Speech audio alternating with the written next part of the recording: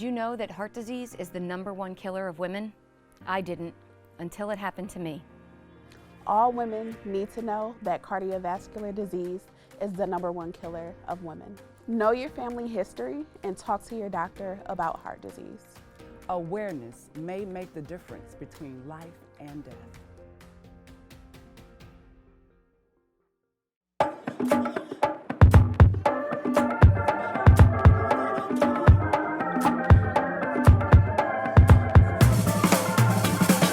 Get it, slip it, cuff it, check it. Talk to doctor now and share it. Get it, slip it, cuff it, check it. Talk to doctor now and share it. Gonna get it, gonna slip it, gonna cuff it. Check it, talk to doctor and share it. Gonna get it, gonna slip it, gonna cuff it. Check it, talk to doctor and share it. Get it, slip it, cuff it, check it. High blood pressure silently affects millions of Americans. Staying on top of your blood pressure is as simple as these 4 easy steps. Self-monitoring is power.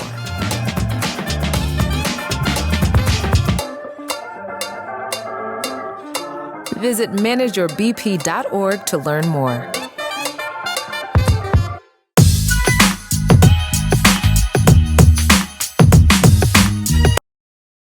Welcome, Beauty Superstars Talk, your backstage pass to experts in beauty.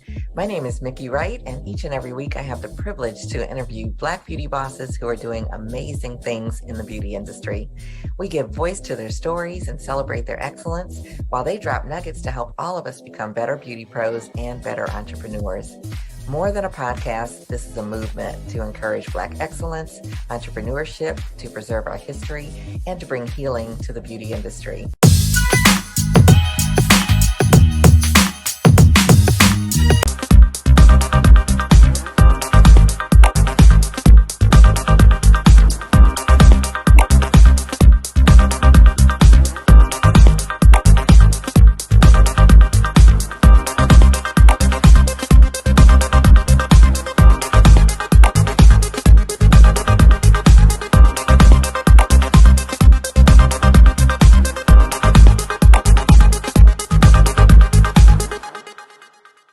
Beautiful people, citizens of the world. I'm Dr. Robin Joppy, visionary of International Shades of Beauty, and I am so excited that you are joining me today at this wonderful conference. Hopefully you've enjoyed what you've seen so far. I know I have, and as visionary of International Shades of Beauty, you know, we're on a platform that promotes 3 things: education, integrity, and economic development for empowerment, right?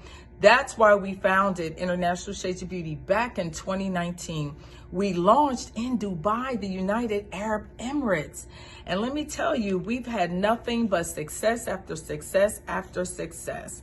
I wanted to start an organization, establish a platform that looked at integration instead of separation. Hey, all shades matter, all textures matter, right? And so I wanted those people who manufacture products and provide services to remember all shades matter. Melanated skin matters.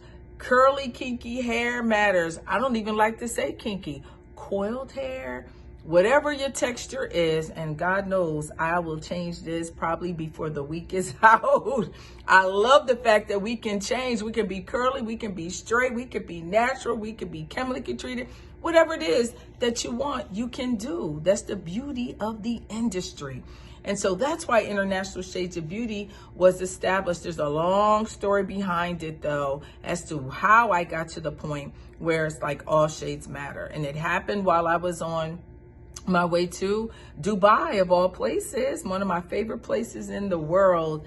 And something happened along the way, and it caused me to look at what's being provided on an international level. And fast forward, here we are today. And so I want to talk to you about global business being my business. That's what this session is about. But before I get there, I have to give my thanks and gratitude, first of all, to Dr. Katie B. Catalan. She is the sweetest person on earth, just for running this amazing organization, the NBCL, and we all know the history behind the organization now. And I'm so dedicated to helping to keep it alive and well. My organization, ISOB, International Shades of Beauty, we want to do our part. And I pray that each and every one of you who have participated in this conference, sponsored, in whatever way you can help contribute to the legacy of this fantastic organization, I hope you remember to do just that. We always got to remember community and paying it forward. And I also want to shout out thanks and gratitude to my mentor, one of the most fabulous gentlemen I know, and that's Dr. Lafayette Jones. He's an amazing individual. He is the founder, along with his beautiful wife, SMSI organization, and the Urban Call briefs. And that's in the OTC Beauty magazine. And I'm just saying he's doing such a fantastic, fabulous job. I just adore him, respect him, and so happy. You know, you meet those people that you're just excited and grateful to God for letting your paths cross. And he's one of those people. So I just honor him today and respect him, and Dr. Katie. And thank you both for having me here to do this session. So this session is really about what we do, International Shades of Beauty, on an international level. See, if you're still in school and you have big dreams of, becoming a celebrity stylist, be it hair, makeup, fashion, we can help provide that. And we search the world looking for the creme de la creme in the industries, and we bring them together on our platform to share with others around the world in the industry the latest tools, tips, and techniques. And we've had some pretty phenomenal people on our platform. Panay Akpuru, celebrity hairstylist in Atlanta, Georgia. We've had Derek Rutledge, who's Oprah Winfrey's personal makeup artist. Tori Prince, you'll see her shortly. We've had Tony Acey from Black Girls Rock. We had Marietta Carter Narcisse, who is one of the most sought after makeup artists in Hollywood. She works on all the films. Name the film, Baby Boy, Joseph, Aretha. I can go on and on. Ghost, back on Whoopi Goldberg. I'm dating her, but let me tell you, she started when she was a little girl and she's been rocking and rolling ever since. Such gifts and talents. I mean, when you see their work, each and every one of them, you're just so, blessed and so much better for having the opportunity to have met them. And so I'm going to showcase today some of the phenomenal people that we've had on the platform from different parts of the world. And the first one up is Masani the barber. And Masani is from Kenya. He's a barber. He's a master barber, a celebrity barber. When people from celebrities travel to Kenya, they seek out Masani, and he's also a phenomenal colorist. And I always love to watch colors because it's amazing to see the colors that they bring and what they can create. Hi guys, my name is Mosem Chow. I'm well known as Masani the Barber. I am a barber and hairstylist. I'm in Kenya, located in Mombasa, and this is my shop. It's called Hair and Nails because we deal with hair and nails. We also offer massage and other beauty services. So today we're going to have two models. One is a male model, and we're going to do a fade cut, and the other one is a lady, so we're going to style her hair and give her a nice style. Yeah. So this is our model for the day, a male model, and how I prefer it, I wash before I cut. The reason why I do it is to make sure I remove all the products, the previous product that client has applied on the hair, maybe oil and other products, so that it makes my work easy when I'm cutting the hair. Okay, so guys, the most important part before you start any cut is to make sure you clean well your clippers and all the tools that you're going to use for the cut. So everything has to be clean. Remember to put oil also on your clippers. The next step that you have to do is to make sure the client is well covered with a cutting gown. So make sure everything is tight. Use a neck pad also to avoid sweat and other products to get inside the client's shirts. Combing the hair is one of the most important steps before when you're doing your cut. Comb the hair so that you can see how the hair falls and all the movements of the hair, the natural shape of the hair. We are about to do a middle fade, and in this technique we're going to start from the middle part going up, so and then we'll finish up with the lower side. Straight line from one angle to the other. So your clipper has 0. You can adjust your clipper from 0 to 0.5. With this technique I'm going to start with the middle part of 0.5 and 0 to create my second line going up, because you have to create a straight line, so you have to see everything clean. After that, use number 1, close to your fourth line. Now we're going in with 1.5. Go around, make sure everything is neat, everything is clean. This is number 2 gauge, and you're doing it in a flick mode because now it's a fade and you're creating that box shape, so you don't want to go straight in because you'll spoil the shape of the hair. So now just do the flick. You see how I'm doing the comb out, and after that now we're going down from the top, so we are cleaning up the lines. Use your number 1.5 to clean up the dark areas. Only remember to use only the tips and the edge of your clipper. Close your number 1 gap, and again, as I'm showing, just work on the dark areas and remember to use only the tip and the edge of your clippers. Now I'm lining up everything, smoothen the cut. Again, working on the dark areas. The same process that you use going up, now you're just coming down, but remember, you see where I'm pointing, this line is the one that you need to get rid of. So with this, you're going to use your detailer to, you're not like shaving, you're only using the tip of the clipper to just flick. You're flicking out the hair. I'm going to clean up everything, and to make sure the cut is neat, I'm going to use a cutthroat. This is a blade holder. I'm just cleaning up everything to make sure the cut is clean, neat and visible.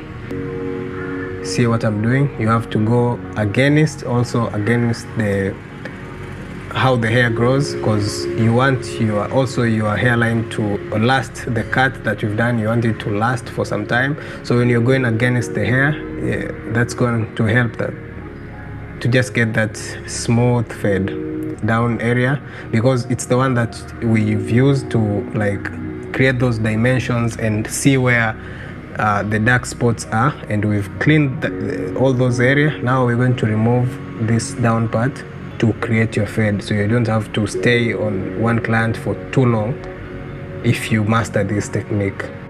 That will be about it. Now I'm just shaping the hair just on a flick mode. You can use your scissors to just remember, you can, after this you can use, if you have any enhancers, black dye, you can use them just to make sure the cut pops out even more.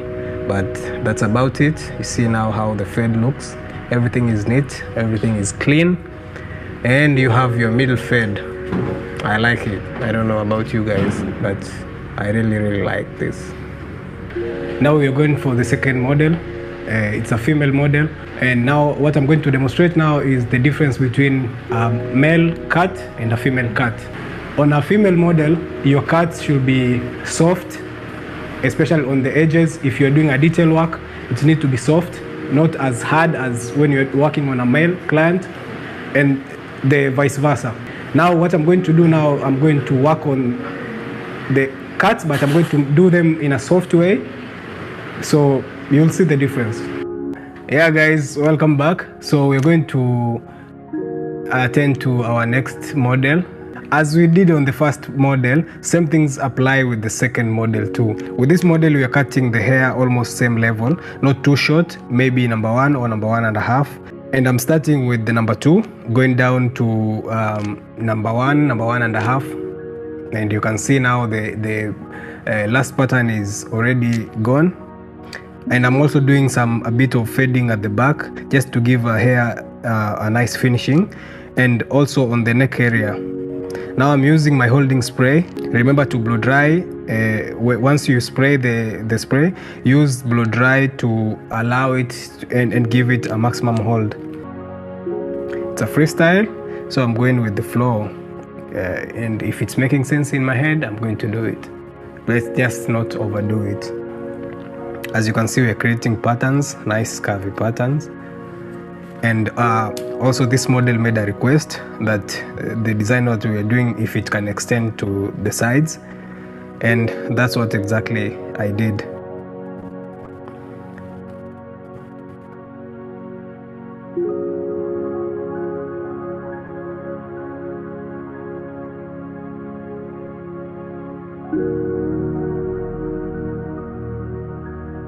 And to clean up my cut, I'm going to use a razor blade to make sure I define those lines that I've done with the clipper. And I'm also using the razor to shape up the edges.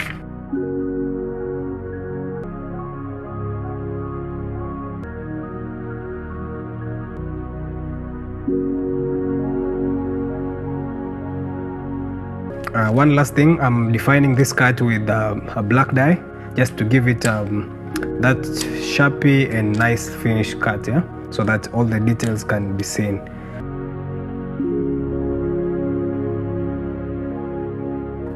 Yeah, so that's it. As you can see, the cut has come out nicely. She's happy, I am happy, and I hope you guys have also enjoyed it. Wow, wasn't Masani phenomenal? I just love how he takes care in cutting, whether or not it's a female or male. He can cut. The man can cut. Now we see why he's Masani the barber and why he is highly sought after. He's amazing. And so we were happy to have him grace us with his presence all the way from Kenya. So if you're ever in Kenya, don't forget to look up Masani the barber. Next up, we have Mava Gasowski, and Mava is from Canada. Let me tell you about Mava. She is amazing. She's in hot pursuit. Her business really, y'all, is how to manage your salon, how to increase your business. How do you get your stylist to stay? You know, a lot of times there's turnover. People come, you invest a lot of time in setting them up and training them, and then they're out the door. Mava travels around the world internationally, and I'm going to tell you, Dubai is a hot spot for her because they bring her in to teach their salons the business of staying in business.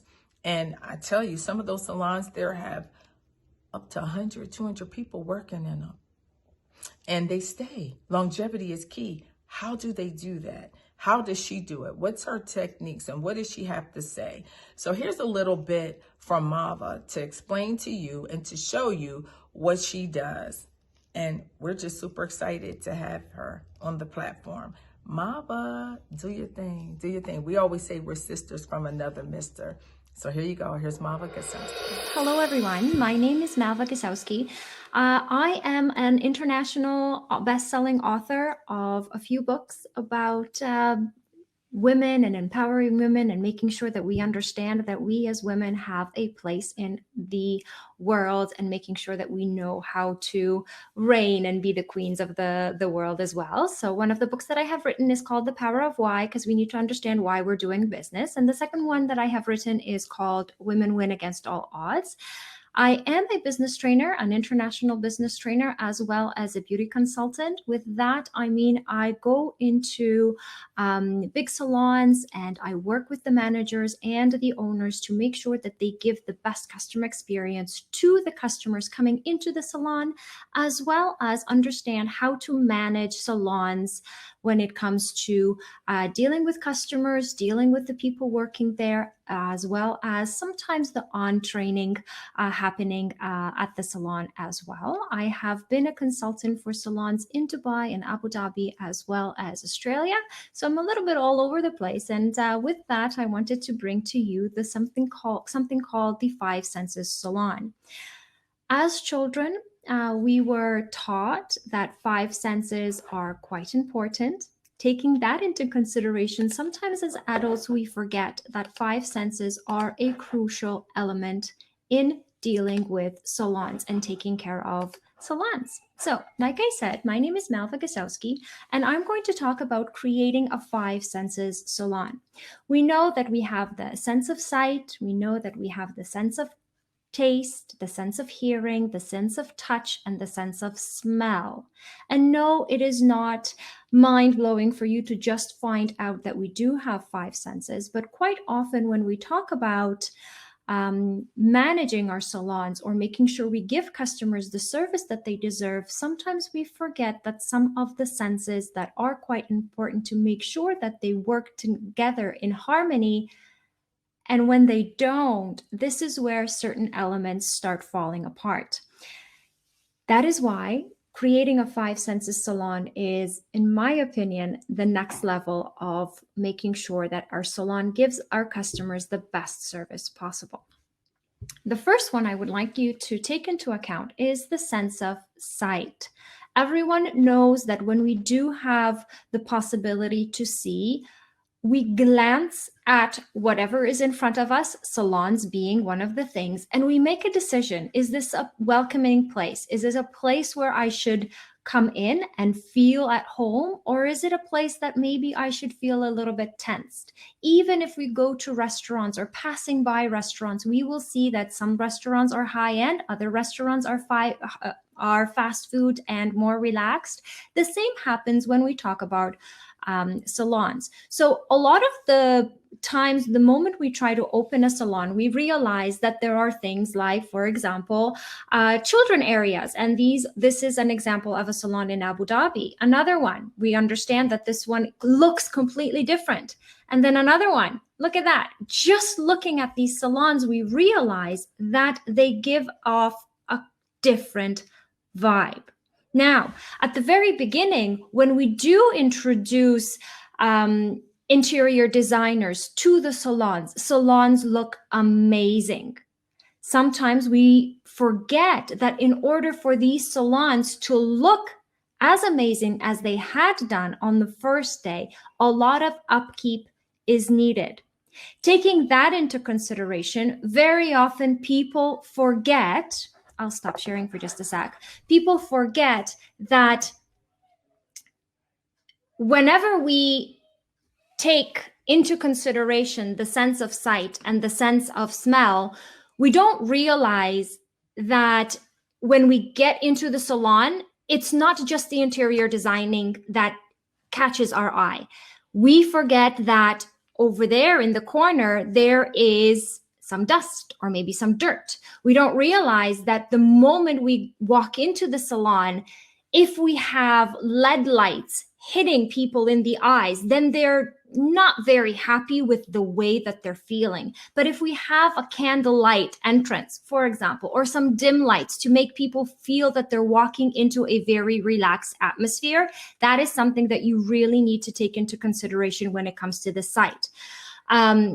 Interior designers work very hard, but we should not undermine the importance of the cleaning staff. The cleaning staff also play a very important role in the 5 senses. Why? Because what you see is exactly what the customer will think they're going to get. So if your salon is decorated and it looks fabulous, but unfortunately, the door to the social room where the hairdressers or the stylists sit and drink coffee doesn't look very appealing, and the door is open and our customer sees that, that too will give us an assessment in the customer's eyes if this is the place that they really want to come into. Furthermore, the moment you walk into the salon, depending on, of course, the let's say the class of the salon, sometimes we look at the hairdressers and think, I'm not quite sure that I have the same vibe as the hairdresser is representing. Either I prefer a calmer look to the hairstyle that I want to have representing me, or vice versa. I prefer something more edgy, and yet the hairdresser that is supposed to serve me doesn't represent that very much. So therefore, the sense of sight very often undermined because people don't realize that with the sense of sight, we have something called the fast brain and the slow brain thinking. In other words, our brain is very lazy. Therefore, it uses judgments, intuition, so quote unquote intuition, of course, because we don't make decisions only based on intuition, but on past experiences. Therefore, when we enter the salon and we see that something is off, we make a judgment. So we either walk out of that salon or start pinpointing the things that are not working, or we start pinpointing and being in awe with the things that work. The sense of sight very often also is used when we talk about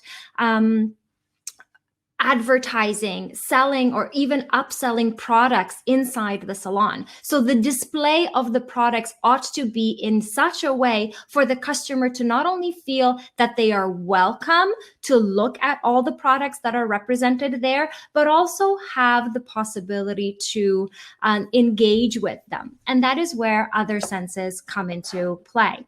So the sense of sight, like I said, it's quite important. We need to take that into consideration every single time we talk about salons. Wow, Mama. So now you see why she's in hot pursuit. Now you see why they fly her first class up in the sky. You know, I wish I could sing, but they fly her first class. Jack Harlow is probably like, oh, if he saw that, he would probably have a fit. But let me tell you, they fly her, they bring Mava in, and now you see why Mava is who she is. I just love her. Thank you. Thank you. Thank you, Mava. Now we have TP, Tori Prince. I call her the queen of airbrush. Whew. What can I say about TP?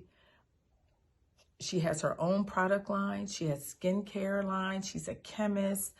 She's invested so much time in learning about the skin and focusing on the skin. I always say the skin is the canvas for the makeup. It's the platform. If the skin's not right, the makeup is not going to be right.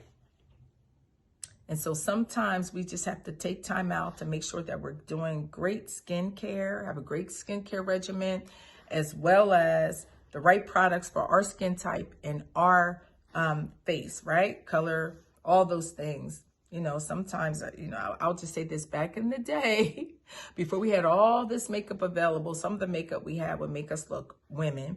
Orange, as my little niece says, orange, would make us look orange or too red or just some really yellow, wrong colors, right? And so thank God we have people like Tori who can create makeup for all skin types. And she does an amazing job with skin, with creating her makeup lines, and also with airbrush. And we're blessed to have Tori Prince on the platform to show you what she can do with airbrush makeup. Stay tuned. Come on, Tori. Come on, Tori. Come on, Tori. Here she is. Welcome to the Art of Airbrush. I am Tori Prince, the founder of Tori Prince Beauty, licensed esthetician, international educator, published author, and celebrity makeup artist. What is airbrush, you ask? Airbrush is the method of applying makeup using the air compressor. And I'm just going to start on her neck. And you don't want to be real close because you can see actually where the airbrush is landing, the indentation on the skin. You can go over the eye because again it's acrylic, so that'll help lock in her eyeshadow. And when you're airbrushing, you want to control. This is how you control how much comes in. So you want to be sure not to use too much because you waste a lot of product that way. And right now we just, again, getting her used to the feel and flow. How does it feel? How's your skin feel? Good. She looks all prepped and ready. So Tip2 has various kinds of foundation. They have a SB, which is their original formula. They have the Perfect Canvas and Hydrolock. And that's something that I get into in my next class. For the sake of this class, I'm going to use Hydrolock because it's water resistant and smear proof. Also, Tim2 has a brush in their collection that I have probably like 10 of them that I use simultaneously. As I spray, I tend to tap into the skin. You don't have to, but it just makes it look even more flawless and it helps it absorb more. Okay, so we're about 98% finished with her foundation, and you see it's dry, so she still has a nice dewy look, but it's not greasy. And here is where her cheeks are popping, is where I cheated and I used my shimmer on her cheeks. So at the end, we really don't have to use any highlight, but I'm extra, so I probably will. So I need to go in under her eyes. I need you to open, but not open all the way, kind of fake open. And this is where you really want to have a light hand. Because if your client has deep pitted eyes, you don't want to cause the foundation to settle into the fine line. So I spray a little bit and we want to dry. So now I'm gonna go under her chin and her neck. We are out, and so now I'm just using air to dry it. And you can always go back again and add more if need be. So we're gonna move on to these beautiful cheeks. So pro tip, if you're just starting out and you don't have multiple guns or multiple pods, a quick way is to use the pod for the next makeup category. They have these alcohol-based cleansers. This is the SB Airbrush Cleanser. And you make sure that all of the makeup is out of the gun, add a few drops, turn it on full speed, and just spray it out on a blank napkin until you no longer see color. And then you know you're safe to move on to the next category. So now I'm going to, now that we're done with the foundation, I'm going to add a little dimension to her face and just warm her up a little bit. And I mixed Warm Glow with the Mix and Median because it came out so thick. She already has small features, so I don't want to do too much overshadowing because her cheeks are already popped. Seriously, I might not have to highlight, but again, I'll see at the end. I just wanted to add a little depth, and so turn to the side.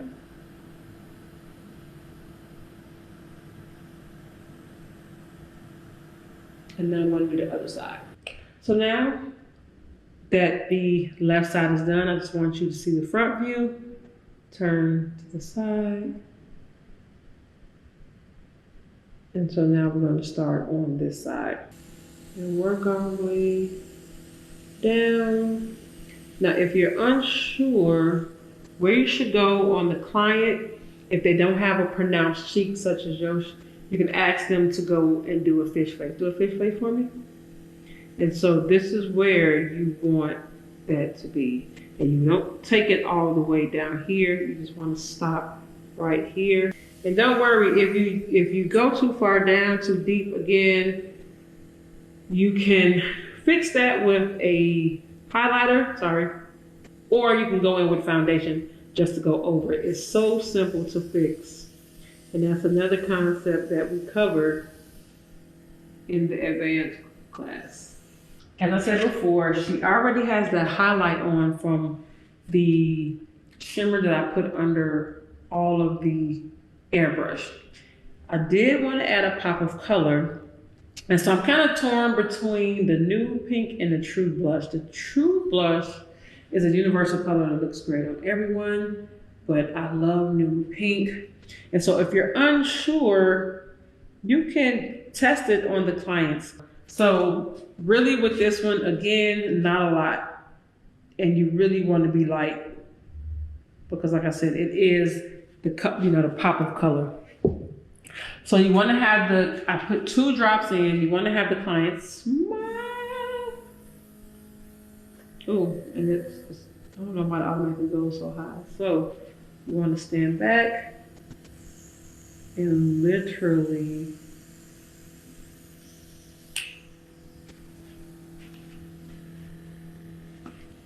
and a lot of their blushes have shimmer in them, so you don't need a lot. So immediately after I use the blush, if you want to go in and just make sure you blend it out, clean it up, you just tap, tap, tap into the skin. And so I have some leftover blush. What I'm going to do is use it as her lip base, because it'll give her lips a flush of color. So when you consider using airbrush for the lip, it's a good base. Again, for the client, for me, I retail my lip products to the client so they can touch up as need be. But if you airbrush a color, they have the option to have a matte color where it won't wear off, but then you can add gloss on top of it and call it a day. Too much on the line side. So I just chose to use a color that's similar. You can go in and use brown. I think my eye is trained to pick products that really complement each other after doing makeup for so long. I'm going to use one of our liquid velvet mattes. Purse your lips for me, just body, okay. I don't want this to stay matte. And put your lips, don't rub, just blot them together. Okay, so Fake It and Trophy I have here. I'm going to apply it using the Beauty Blender, the Body Edition, her collarbone. And so you can, again, decide if you want to invest in the Body Blender or just use a brush or your hand. Don't bring it to the neck. Again, you don't want her looking like a glow worm. You only want to put it where it needs to be. So show them. And the last step, because I told you the brows weren't final, I'm satisfied with, the shape of the brow. So I'm going to go in as a last step and add our brow mascara to give her 3D effect. So I didn't have to touch up her brow from airbrushing. But again, I don't really like flat brows, so I just want to give her. When you have these piles, I'm sorry I did not show you this earlier. This is how it comes. It has a base with the cap. And sometimes when you want to go, you lose the caps, just like how that just popped off. There we go. This is a brand new gun. And you just go really quickly. Now, warning, if you airbrush and you want to use a spray like Final Seal or any type of spray, be very careful. I would advise against it. I would find products that are compatible with the airbrush, because what will happen is when you spray it, if it's not a fine mist, the spray will get stuck in place and then you have to go out and blend it out. And that concludes the Art of Airbrush Introduction to Airbrush Makeup. Thank you all very much for joining my class. And as a quick note, what we did was a combination of airbrush makeup and traditional makeup on the brow and the eyeshadow. All other makeup was strictly airbrush. And so we had a 101 airbrush class and an advanced airbrush class that dives deeper into the brows, color correction, highlighting, and the full 9 yards.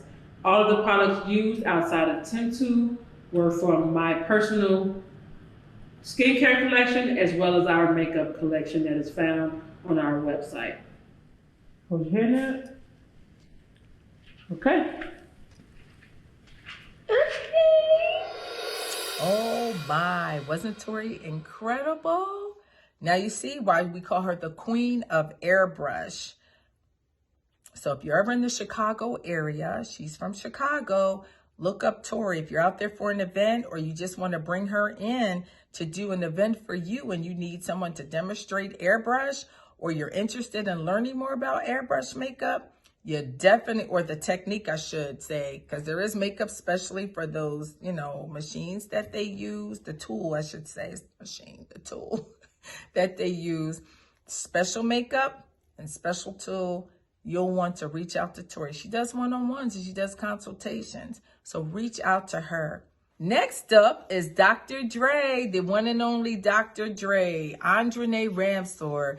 Dr. Dre was with International Shades of Beauty at its launch. So she's near and dear to my heart. She's team, she's family. And Dr. Dre is a trichologist. She is so knowledgeable about the scalp, about hair. She has her own salon, Hair Infinity.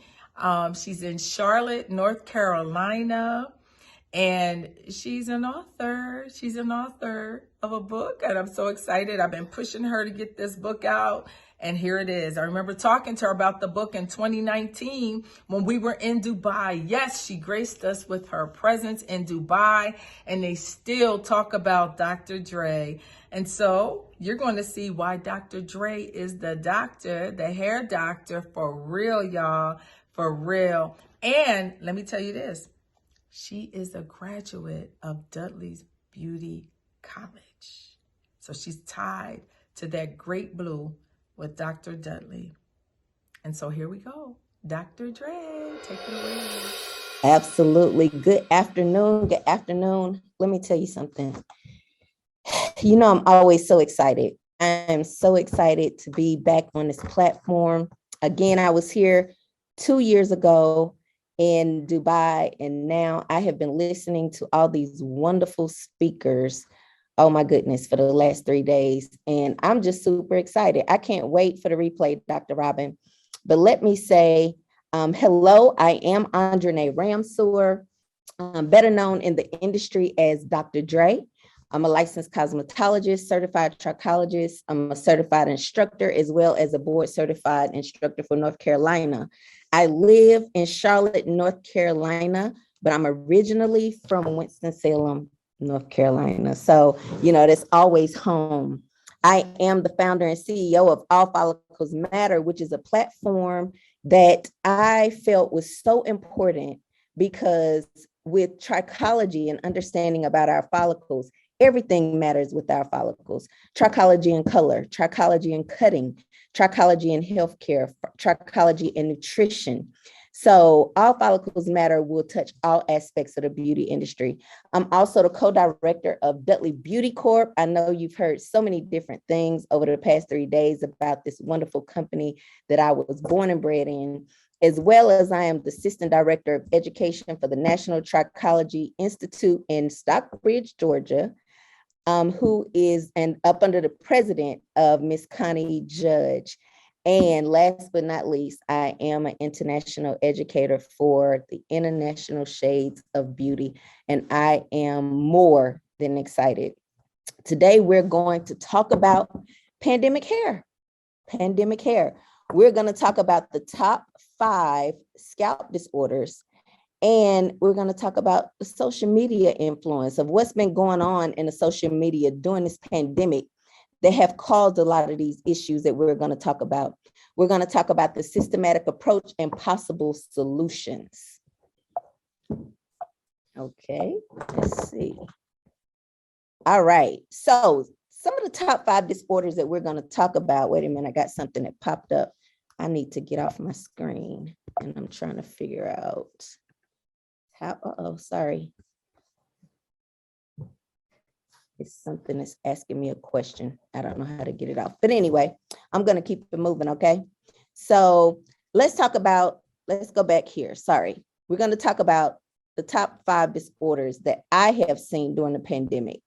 Of course, we're going to talk about traction alopecia, which is self-induced. We're going to talk about seborrheic dermatitis.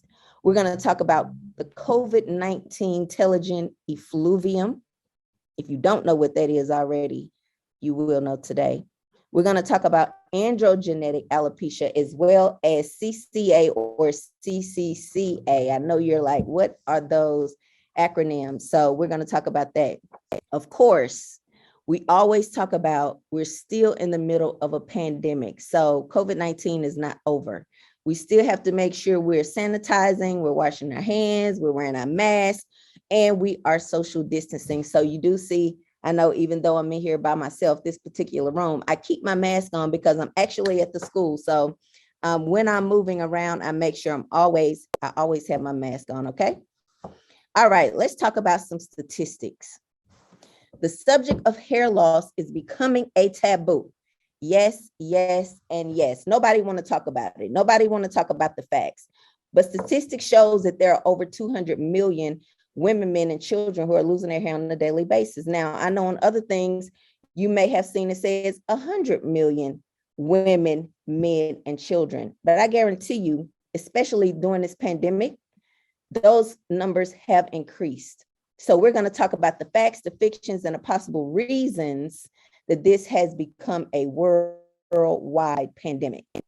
All right, first thing we're going to talk about is the consultation, okay? Why am I saying something about a consultation? Because whenever I'm speaking to someone in reference to hair loss, whether it's in relationship to the pandemic or not, I'm always having a consultation because it's the most important part to a hair assessment. Oh, you see this technology is doing its own thing.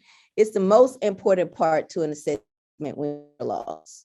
Okay, so we have to determine all the challenges of scalp disorder. We'll create the experience. Now, somebody said, what's the experience of a consultation? Well, of course, we're going to ask them their name, date of birth, where they live, they do. List possible questions if they COVID-19. Have they been traveling? Do they with the salon? And if they do, are they seeing more than one person? Any type of medical information as well as nutrition. Now, let me say this, and I'm going to show you something. So is a VAERT pandemic intake form. Basically covers a few things that I talked about already, as well as you see contact. Now, even though we're talking about pandemic hair, okay, I know we've had educators and presenters on the line who have talked about makeup. They've talked about skincare. They've talked about airbrushing. They've talked about enhancing business. So you're still seeing people. You may not have a detailed consultation form or a questionnaire as this. However, I know you're going to have to make sure that you ask these questions because now they're coming into your area. And it's so important to ask these questions because people will not just give you this information, okay? So if you don't have an intake form or a short questionnaire, whether it's going to be a physical form or it's going to be in e-form or jot form, because, you know, we talked about virtual reality and being able to reach people without paper or keeping it contactless, okay? Make sure you incorporate this in your business, okay? Of course, you see the questions of how often do you shampoo your hair? How often do you frequent the salon? What type of products are you using? Now, I always ask these questions because most of the time people tell me they're using products from A to Z. And I know earlier, Dr. Robin talked about the products that she had in reference to her makeup and different things that she tried. And another educator talked about being a product junkie and things like that. Well, I like to know what they're putting on their hair because it's also going to let me know, because I retail products and I recommend certain things, it's going to let me know if they're going to potentially follow what I'm going to be asking them to do as far as forming a relationship, which is what the previous presenter talked about, building a relationship. So when they come in and we talk about hair loss and they want certain things from me, which means to help them grow their hair back, I need to know what type of commitment are we going to have. So this is so very important. You see, I also asked the question if they are allergic or have had any type of allergic reactions to different things, whether it was products, whether it's medication, whether it's going to be foods.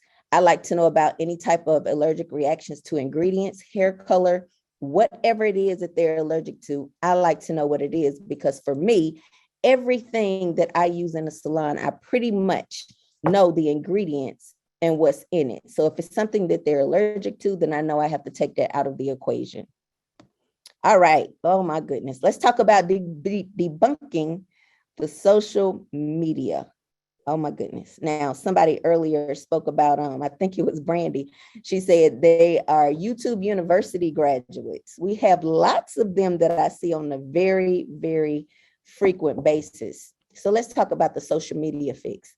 Now, I'm not sure if any of you remember, I know this lady made the news, the national news.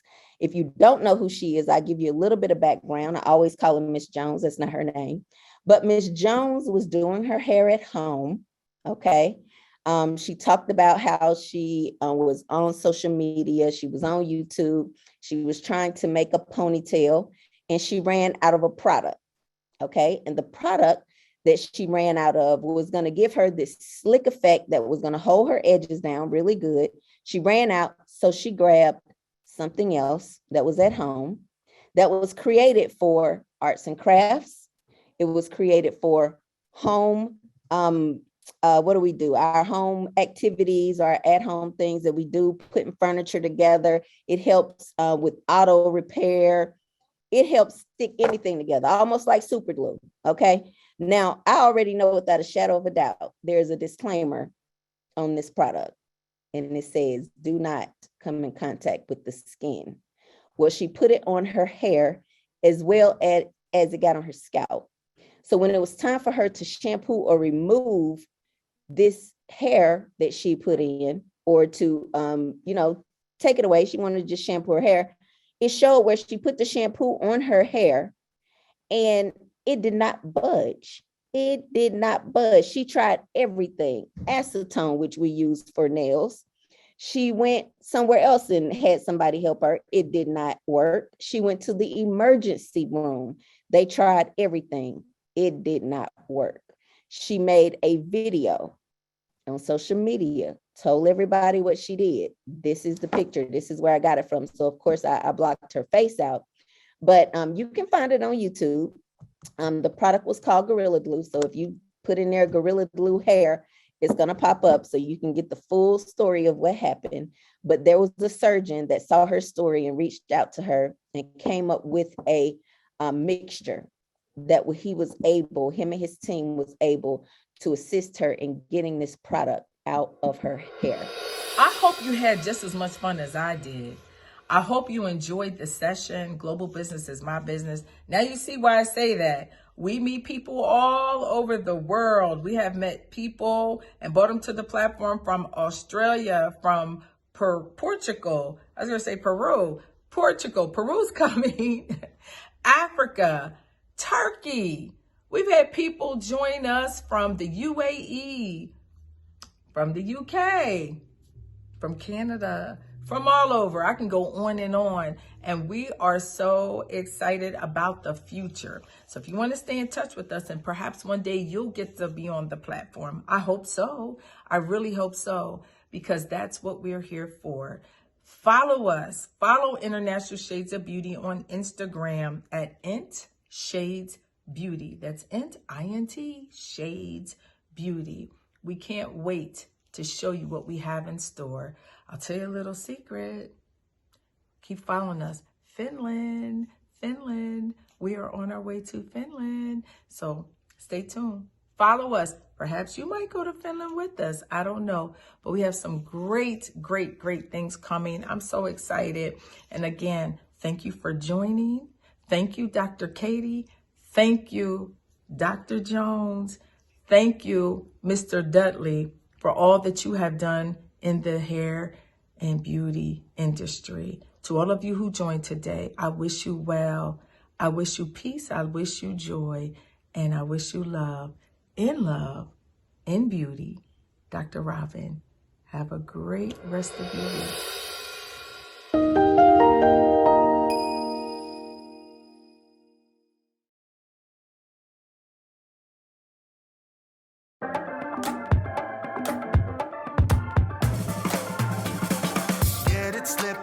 coffee check. Talk to doctor now and share it. Get it?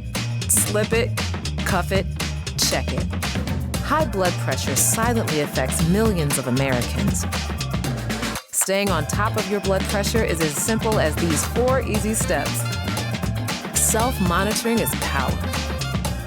Visit manageyourbp.org to learn more.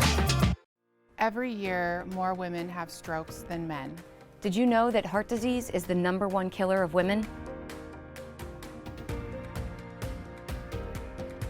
Women, especially Black and Hispanic women, are disproportionately impacted by heart disease and stroke. Without the research and the breakthroughs of the American Heart Association, I would not be here.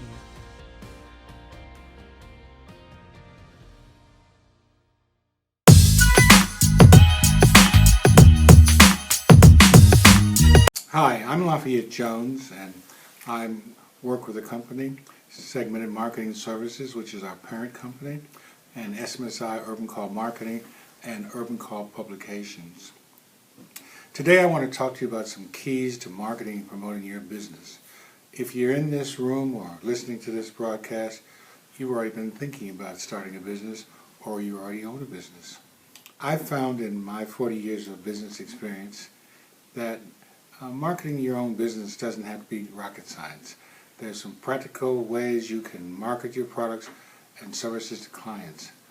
And one of the ways is to learn from other folks who are in business, because birds of a feather flock together. I've been an entrepreneur since I was a small boy.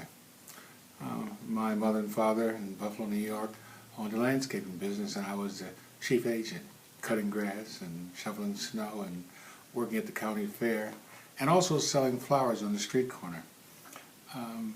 Today, as president of Segmented Marketing Services and publisher of Urban Call is a print and digital magazine for urban retailers and businesses. It means I've been in business for, again, more than 40 years. I've been an entrepreneur for as long as I can remember, and most importantly, it's been a lot of fun. It's been ups and downs in many ways. Since that time, and off to college and to a couple of years of law school, I worked for Procter & Gamble, Unilever, Kraft, ConAgra, helped to create Orville Redenbacher Gourmet Popcorn, and worked as a vice president and general manager of Johnson Products and Johnson Publishing, and founder of the American Health and Beauty AIDS Institute. And all of this information that I gathered over the years helped me in my way forward. What's helped me a great deal is to have a great partner, Sandra Miller-Jones. Now, today, SMSI works for many Fortune 500 companies. In the last 7 or 8 years, we've focused on health, in particular insurance companies and other companies that make products that are healthy for us, because that's what it's all about. And our theme is called Healthy Living Every Day. Aside from the technical aspects of marketing, whether it's niche marketing or segmented marketing or target marketing or online marketing, on-site marketing, the list goes on and on. I've found that the most important things have to do with our attitude, our ability to learn from others, and there's some spiritual principles that I've learned along the way, and I've found some keys to success. One of the big ones for me, and I think can be for you as well, is learning from others. Taking those folks, pick some examples of folks that are doing what you consider to be a great job or others do, and get to know them, find out their habits, because they all have pretty much some very similar habits. So that's going to be the focus of my conversation today with you, not just about the technical portions of marketing. You can read about that, you can go to class, you can do many things, but some of the things I'm going to talk about really aren't in the book, but in the book of life, these are things that will be very helpful to you. First, I'm going to talk about lessons from the masters, the Millionaires Roundtable. And by the way, these millionaires all happen to be African American, which I'm of a particular breed of folks. You and I know that we have a tough road to hoe, as they say. And so learning from other successful African American and some Latino millionaires and women as well. We can also learn from nature. I'll talk a little bit about some practical aspects of how geese work together. Geese, G-E-E-S-E. Birds of a feather flock together. And then we'll talk about some spiritual lessons, because no matter how successful or how many successes or failures we have in business, it all comes back to our spiritual well-being. I often say no one gets out of here alive, so while we're here we might as well make the very best of it, and that includes the spiritual lessons. And then 4 keys to success that I've found and observed from others. The idea of learning from other people, the idea of working with other people who are different than you, who have a different perspective, can be very helpful, because there can be some great days when you're in business for yourself. There's going to be some days that aren't so great, and you're going to be expected to go forward no matter what. And especially if you have a team of people, you're the motivator. You're the person who has to bring the good news and sometimes the bad news to the table. I learned a lot from what I call the Millionaires Roundtable. The Millionaires Roundtable includes men like John H. Johnson, who was one of my mentors, created Ebony, Jet, and Fashion Fair Cosmetics, beauty business. Freddie Luster, a Southside Chicago barber who did Nat King Cole, the singer's hair. And they did it before products came in a box, and they did it the old-fashioned way. S.B. Fuller, who is in fact the father of a generation of entrepreneurs, including George Johnson, John Johnson, and a number of other, Mrs. Dudley, Eunice Dudley, and others. And then Joe Dudley, of course, who is, and Eunice Dudley, who are known for creating Dudley products and their children. By the way, all of these folks are, in one way or another, family people. There's a fellow you probably don't know much about. His name is Marcus Griffith. And Marcus Griffith created a product called Hair Locks. You've probably never heard of that. Now, a lot of the people I'm mentioning are beauty people, because I spent about another 20 years in the beauty business, and that's where there have been a number of very, very successful entrepreneurs. And in fact, one not in the beauty business, Bob Johnson, who was one of the first black billionaires in America, in the world, in fact. And these people, in addition to being good role models for me, were also personal friends. I learned a lot from them, and I observed them. So I urge you in your process of meeting other business people, especially other African Americans or others who are in the business, to understand how they live and what their principles are and what motivates them and why they work so hard and why they are successful and how they actually recover from some failures. By the way, Ed Gardner sold his company many years ago for $100 million to L'Oreal. Quite unheard of for a simple South Side Chicago school teacher, history major, who decided he and his son, Gary Gardner, and his wife, Denise Gardner, and Mrs. Gardner, started Soft Sheen Products, just a bunch of products under their arm, and the next thing you know, they had 700 employees, and they contributed $1 million to Harold Washington's election. Not only did these people have principles and other things that they follow, they also are people who believed in their community. They believed in giving back in the finest sense of the word. Although it's probably against the law, Soft Sheen, when in its heyday, did not allow its workers to work there unless they had a voter registration card. Now that's talking about things hitting you right at home. We have to learn to vote because that's important for us. And so Mr. Gardner's point of view was, if you want to work here, you have to have a voter registration card. And the day of election, you were given off time in the morning, and you had to come back with the sticker on your jacket or your coat or your workman outfit that said, "I voted today," a badge of courage. Now, John H. Johnson, who is one of the foremost of the entrepreneurs, built a $400 to $500 million publishing and cosmetic empire out of a $500 investment, actually a loan from his mother. And he modeled Ebony magazine after Life magazine. And he would always say, you can win if you can sing a song better than other people, if your product or service is superior. So that was what he focused on. He also believed in, he would say, let us find someone who's doing it very well and copy from them, emulate what they're doing. So Ebony magazine was an exact replica of Life magazine, right down to its size. And all the products that he created, he had a model. So, you know, if you have a product or an idea in mind, figure out what you're going to be when you grow up. Meaning, copy from people who, don't be ashamed of that, who are in the business already and who worked out some of the kinks. He would also say, do it once, do it right. Don't do it twice. And pay attention to details. I came in, I was a senior vice president and general manager of a division of the company. And I came in early one morning to our offices at 820 South Michigan, Chicago. And he said to me, well, Mr. Jones, did you check the bathroom? I said to myself, I'm the vice president. Why am I checking the bathroom?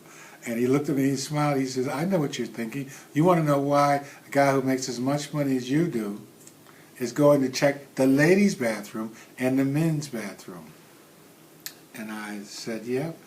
I didn't want to say that, but I listened. And he says, because if we don't have the proper tools in the bathroom, the people don't work so well. And it's your job as vice president to make sure that every one of these stalls has tissue in it and there's places for people to wipe their hands. Because that's what vice presidents do, not just sign papers and show up. We make sure that the working environment is convenient for the people who are our team members. Mr. Johnson also would say about collections, you know, sometimes people owe us money, and we sometimes are a little embarrassed to ask for the money. Well, he cured me of that because he would say, you know, Mr. Jones, when people don't pay us on time, they're stealing from our families. And so in our business nowadays, my wife smiles, a business partner, you don't want to owe us any money because we go to all lengths to collect what we worked for and what we should. Now, sometimes people have difficulty. Sometimes they can't pay on time. As long as they say so and it works out reasonably, we can live with that because that happens to us too. But on the same hand, if you don't pay us, we are your worst enemy. So I urge you, those of you who have folks who owe you money, be diligent about it. Mr. Johnson is my hero for many reasons because he found a way when there was no way. And he also worked, people would say nowadays this is not so good, he worked 7 days a week because that was his passion. And he would get there in the morning at 7 o'clock. One day I came and I said, Mr. Johnson, there's money missing from the company. He says, what are you talking about? I said, well, the checks that are coming to my front desk here, the envelopes don't have any checks in them. He smiled and he says, come tomorrow at 6 o'clock a.m. And I got there and I went to a room and the postmaster of Chicago was delivering the mail to Johnson Publishing. And Mr. Johnson was going through the envelopes himself to get all the checks out. So by 6:15, 6:30, his runners had the money and headed to Northern Trust. I didn't get there till 8, and it took me 2 weeks to discover that the checks were missing. He would say, oh, son, he had another name for me, but I won't tell you what it is. He said, oh, son, you're a little slow. So attention to detail. So that was one of the people that I learned so much from and admired so much. Johnson Products, of course, Johnson Publishing has been sold and has its own history now. But I can tell you that John H. Johnson was the man in every way you can think of it. Mr. Johnson, for example, was the ultimate salesman. He went to General Motors every Wednesday for 5 years before anyone ever spoke to him in the lobby. And it was, there was, one day a gentleman said to him, I see you here every Wednesday, every month. Why are you here? He says, well, I'm just trying to sell some Ebony advertising. And it turned out that the fellow was Lee Iacocca's son. Lee Iacocca was a great entrepreneur in the automobile industry, and they became friends. As a matter of fact, Mr. Johnson went on the board later, and pretty soon everyone at the company drove either a Cadillac. All the vice presidents had Cadillacs because he thought we should have the best, and we should have the best credit cards, American Express, because he was first class all the way. When I first got to the company, I said, you know, Mr. Johnson, he says, what kind of car would you like, son? I said, oh, I'll take one of those two-seater Mercedes. And he says, oh, that's a great idea, but those cars aren't built for sale because no one can ride in the back seat. How are you going to carry customers around? And I thought about it. Sure enough, he was right. So I mentioned another popular foreign car that I liked, and he says, oh, that's a nice car too, but they don't do business with us, and therefore we don't do business with them. So he's very sound in his principles of reciprocity. I mean, if you wanted to have business at Johnson Publishing, you had to do business with us and buy our advertising. That's how the game was played. One hand washes another. So enough about Mr. Johnson. He's passed on and has done a tremendous job. Another person, Fred Luster. Fred Luster had the best cash flow in the business because he had two drawers. He had a top drawer and he had a bottom drawer. And the top drawer was filled up with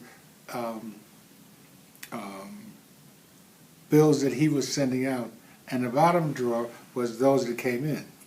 Now he would always say, now you know, they would call me son because I was 20 years their junior. You know, son, now the secret to our business is, and Luster Products is the person who's a barber, Southside Chicago barber, who created Pink Luster lotion, which built that company, among other things. His children now, Joy Luster and Fred Luster Jr. run that company, and their sister as well. But Mr. Luster would always say, now we keep the top drawer filled with bills going out, invoices going out, and we keep the bottom drawer empty. In other words, this is an older-fashioned way of running business. People don't do it necessarily that way, but for him it was cash flow. His bottom drawer was always empty because when you sent him an invoice, he paid the same day. That made his employees and his vendors just love him, because if they did the work and they showed up and gave him a bill before they left the building, he was going to pay them no matter what it was. So he was very, very successful. He also was very successful in buying buildings that were old that no one wanted and were dilapidated. Mr. Luster must have bought 25 or 30 buildings on South Michigan, which today, those buildings which he sold were sold for millions of dollars, far more. So he was an entrepreneur. When his business grew to $10 million, he had to stop the practice because cash flow, they wanted to keep so much cash on hand, so they would pay you in 30 days net as opposed to 1 day net. Different practices. These are folks that, my wife, Sandra Miller Jones, and I've been married to Sandy for about 35 years.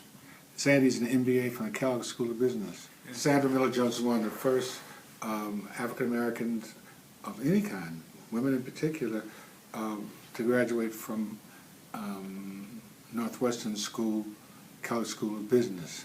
And from there she went on to run a $400 million business at Quaker, an entrepreneur in her own right. And she who introduced me to the beauty business.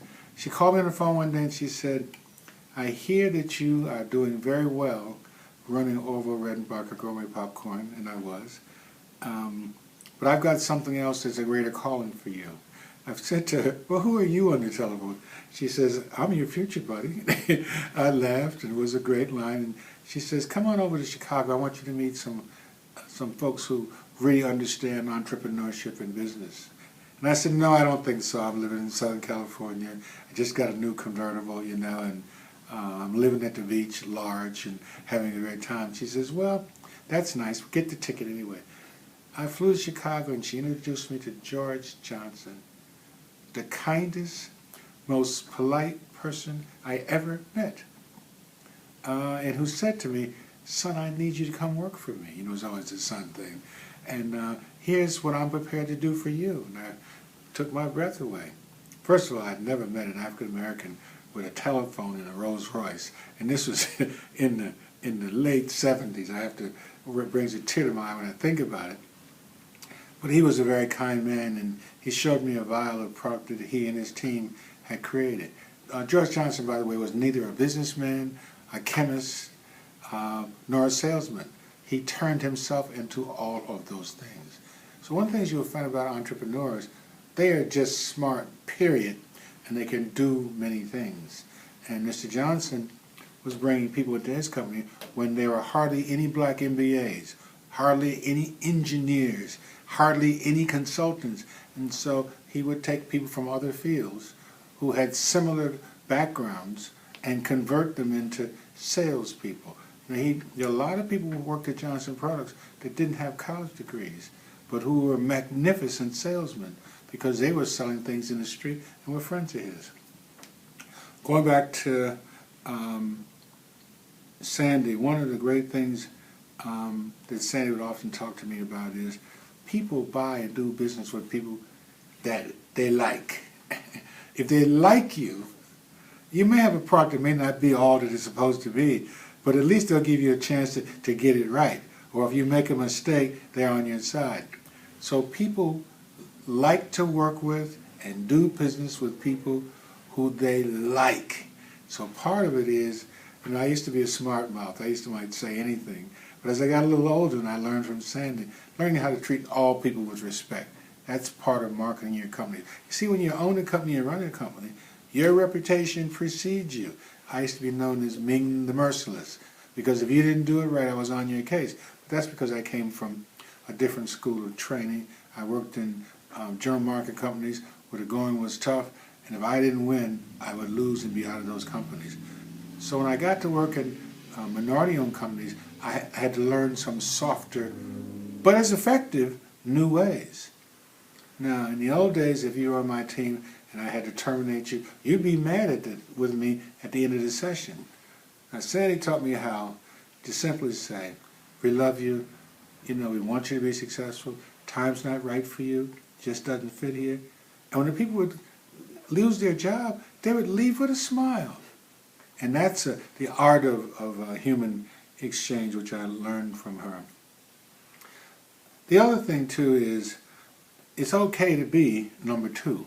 You don't always have to be number one, because if you think about Bill Gates' right-hand man, he was worth many billions of dollars before he died. And he was number two. So you don't always have to be number one. There's a place for you for that. Now, really getting down to business, one of the things that we can talk a lot about is what are the spiritual lessons that we learn? Spiritual lessons are spiritual laws. They can't be broken. And unfortunately, a lot of entrepreneurs don't understand this. For example, the Bible says your body's like a temple. That means to be successful, you have to get enough sleep at night. You have to have a good diet. You have to go to your doctor. You have to take care of your temple. It's an asset. Your good health is an asset. And you have to be a CEO. So that's one of the key lessons, whether you're spiritual or not. That's just a key lesson in general. It doesn't matter whether you're a Christian or Muslim or whatever your religion is, that all religions pretty much have the same principles on improving yourself, running a business, managing debt or not having debt. These Christians and Muslims, they really, in the books that they have been written and that they abide by, have taught them many things. So be very aware of your spiritual side. One of the things that I have learned over the years is the idea of giving back, the idea of participating and helping other people. What goes around comes around. Really is true.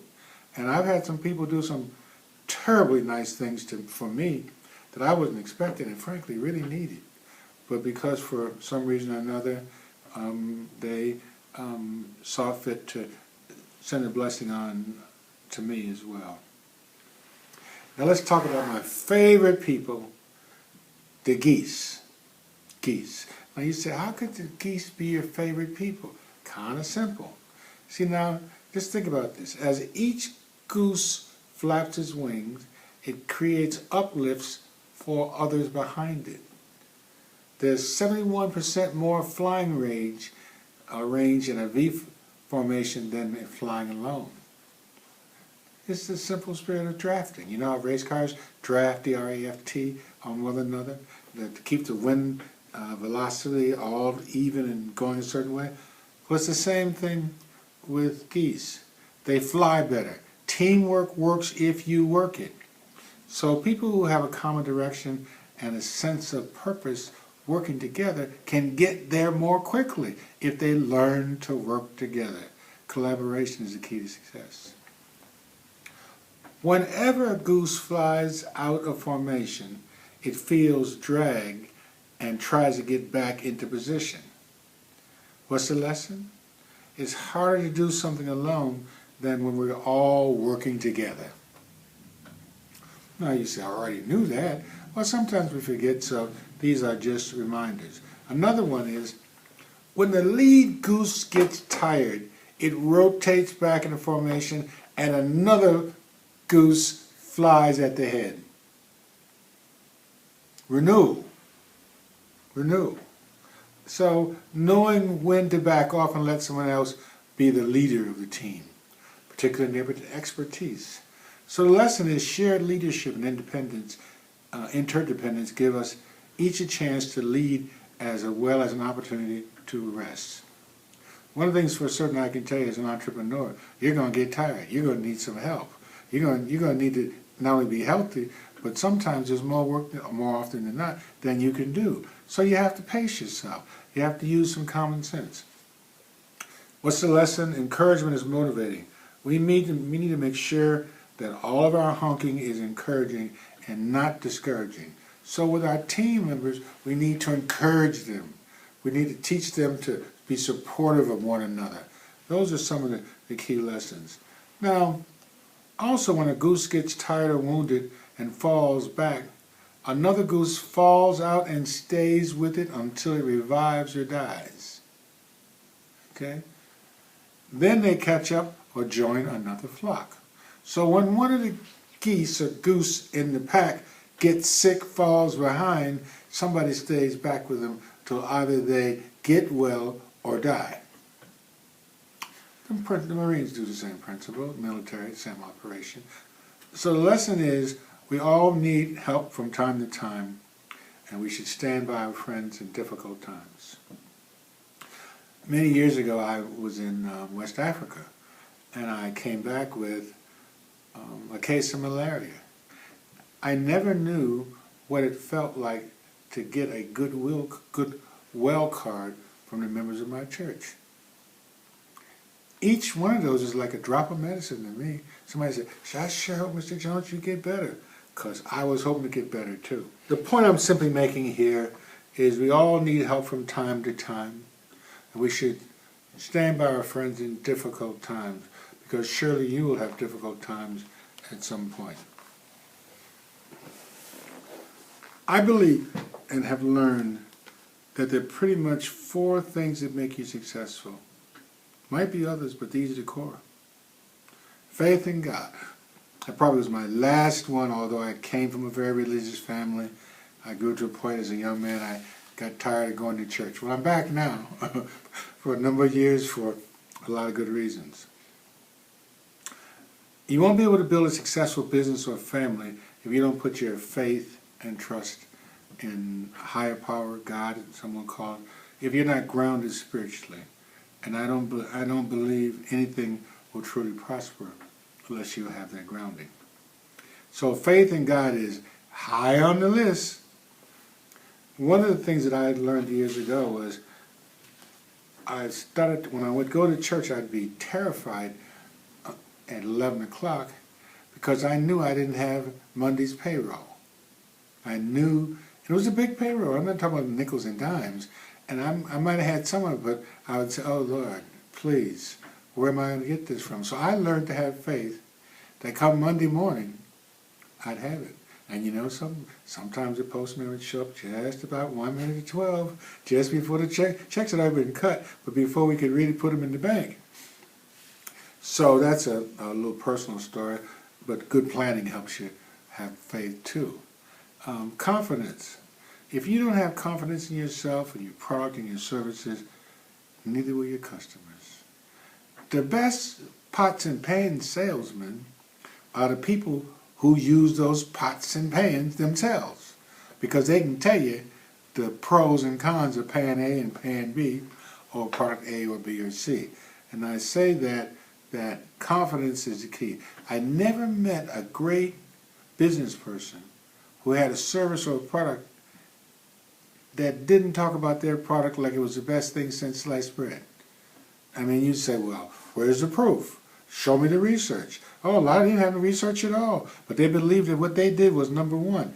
Now, eventually they had to prove that it was number one and the product would perform as they said, but it started with their confidence.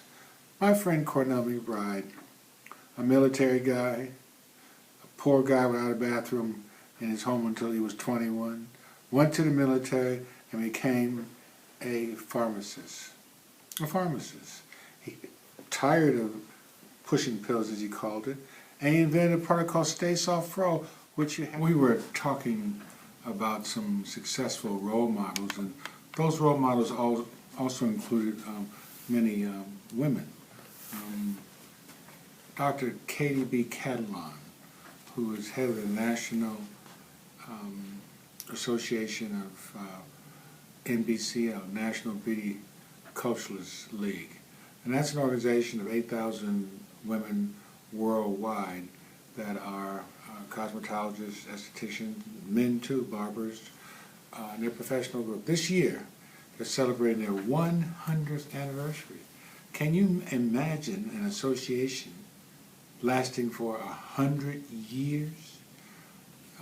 She's been a terrific leader in helping them to improve the services of about 160,000 beauty professionals serving about 40 million people of color.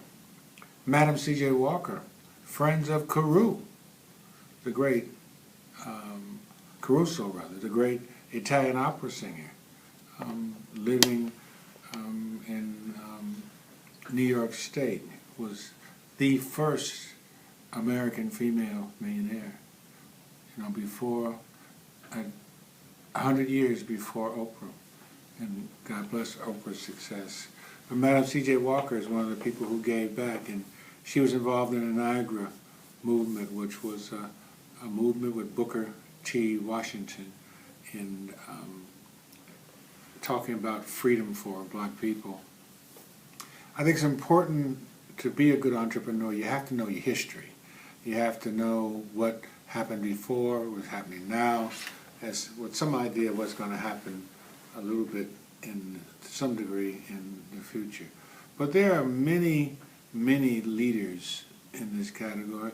Comer Cottrell, who was a great patron of Bishop College in Dallas, Texas, was just a soldier boy. Created Proline Corporation, sold his business for more than $100 million.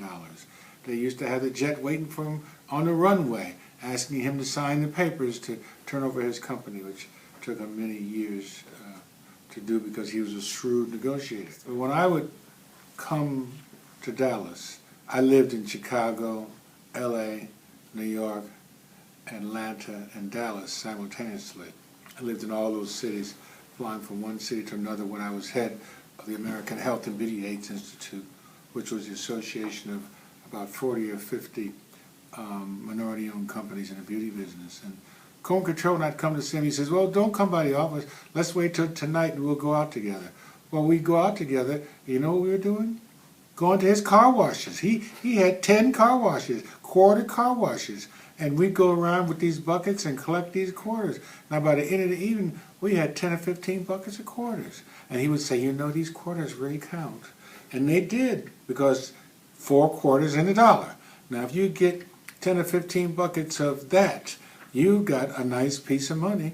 And on top of it, he would say, like my father would say, let's get the first count on the money, which meant before it was counted formally by the government. It's hard to keep up with. I'm not saying he was a crook, because he wasn't. He just was a shrewd businessman, employing the best tactics that he knew to make his business successful. So there are men, there were women, and there's a person who I did business with who was not an African American. His name was Bill Smith. And Bill Smith, I met when he was head of the Popcorn Institute. And he taught me to be head of the American Health and Beauty Aid Institute, the National Black MBAs, the National Bankers Association, and the International Sports Lawyers Association, Black Entertainment Sports Lawyers Association, BESLA, and also the Black Engineering Society. And he was the mastermind. He ran 700 associations simultaneously and had offices in London, Paris, Zurich, Washington, D.C., and Chicago. And he would always say to me around 6 o'clock, because he would take a 2-mile walk at 6 o'clock. He was in his late 70s, early 80s. And he would also say when he was losing the battle at the conference table, you know, guys, I'm getting kind of tired, and I got to go to bed now. He was a person, the spirit. He was a vegetarian. He was a humanist. He's a white guy. And one day I came into the office because he said, you can share my offices. He was chairman of the company and invited me, this little brother, to have an office next to his. And we had 600 employees. And people were wondering, how did you get in here? Well, I wondered too. But it turned out that the day I came to the office, there were some people who had climbed up the side of a building. You know, these kind of different people who decided they're going to climb up the side of a large building. And he went down and got them out of jail. And he was the kind of guy who secretly sent money to civil rights movements when Martin Luther King and others would get arrested. It wasn't very noisy, but he was very fair. He was a good businessman, but he had a spirit and a sense about him. So I've met a lot of people along the way and developed good relationships with them that are lifelong. My wife often says, you know, in order to have a friend, you have to be a friend. And that is so true. So part of the idea of marketing your company, again, one of the principles is people have to admire or like you or respect you or want to do business with you. Because they like you, you got a shot. Imagine two salespeople marketing people at the same door with the same product and they don't like one. It took me a long time to learn that being the toughest guy wasn't necessarily going to get me to have people have more respect for me. Anybody can be tough. It's a question of being judicious and fair to people. It's what folks are looking for. Now, finally, as we wrap this up, we've talked about the geese. We talked about a number of things. But I want to share with you what I have found that helps people to be successful. And they're in this order. Faith in God. Some people call it a higher power.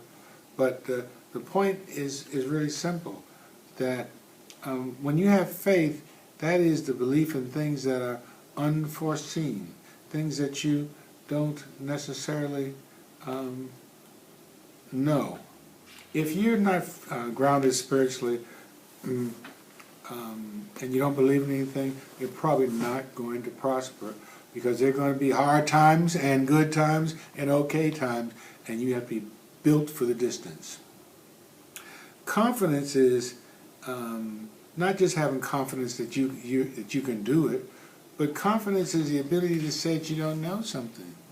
Imagine how many meetings that I've been to, I didn't have a clue about what they were talking about. Now, I learned to be a good listener, and good listeners are people who have confidence, people who ask questions, reasonable questions, not to slow the train down or the thought process. These are the kind of people you want to be around. People who have confidence even in you, even in what you're doing. And it'll take you a long way. Now, discipline, without self-discipline, you can't expect to build a successful business. The journey is long and hard, and you've got to be committed to go all the way. That's just the way it is. And when you do it well, it's fun. It can also be fun too when things aren't going well. Things will not always go well. Guarantee you. Personal experience. But at the same time, when they are going well, enjoy it. And enjoy the ride, as they say. Determination. That's the last one. John Johnson, Madam C.J. Walker, Freddie Luster, Dr. Catalon, Joe Dudley, Ursula Dudley, Cornell McBride, Comer Cottrell as children.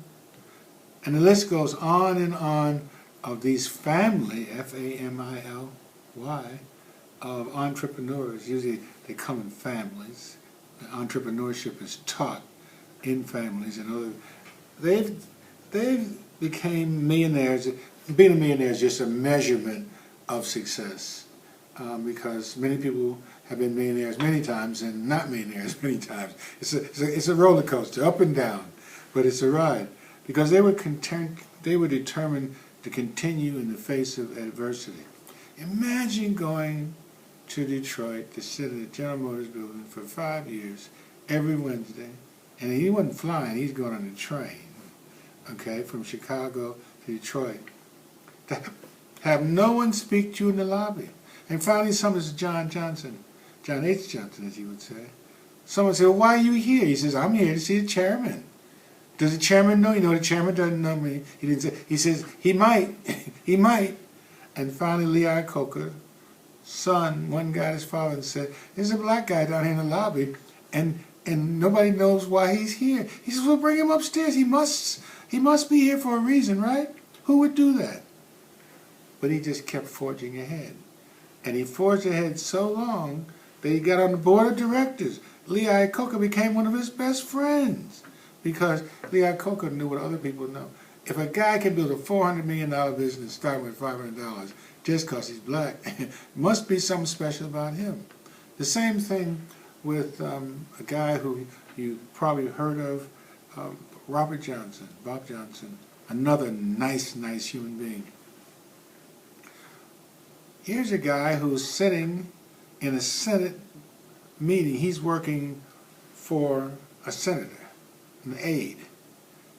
And a guy named Malone comes in the door, who heads up all of the broadcasting in the U.S., cable, and says that he's looking for people with $50,000 to buy one of these nodes on a satellite. We ain't even hardly heard of a satellite except Sputnik. And Bob said that he'd listen. He's a good listener. In the meeting, he says, Mr. Malone, I got $50,000. Would you sell me a node? And, you know, of course, white guy's son, where's a black guy get $50,000 from? He looked at him and says, yes. And that's when he became a billionaire, because he was a good listener. He was at the right place at the right time. And he acted upon it. And he actually had the $50,000. Now he had to mortgage his house and take some risks. You know, he didn't have this laying around, you know, like he's a number banker or something. He had to work for this money. And he is one of the nicest people and smartest. He's into everything. He's in the movies, in the TV. He started BET, you know. He turned a television set into a jukebox, never producing any movies. So I've had a good time today talking to you about some things that I think are keys to success. The fact that I've been an entrepreneur all of my life. We talked about lessons from the masters, Millionaires Roundtable. We talked about the lessons of the geese and the goose. Don't forget about them. They know teamwork works, and they know how to work it. We talked about spiritual lessons and the fact that principles, certain principles never die. They're just principles for life. And then we talked about the 4 keys to success. And I can tell you the one that I found most powerful for me was faith in a higher power. I didn't always have that. I mean, I ain't got it sometimes. I don't have it sometimes now, because it comes and goes. But faith is one of the things that can lead you ahead. Thank you for allowing me to be on your show and in your program and conference. Mr. Jimmy Davies. Thank you. Most of us have a favorite song or soundtrack as motivation when we need it most. No matter which beat we choose, music inspires us all.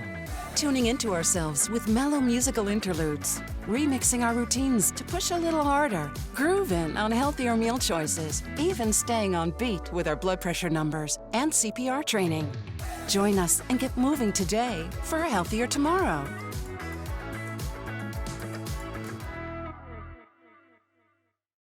Please take the time to understand your body and understand the impact that you have on just small lifestyle changes. Welcome to At the Heart of It.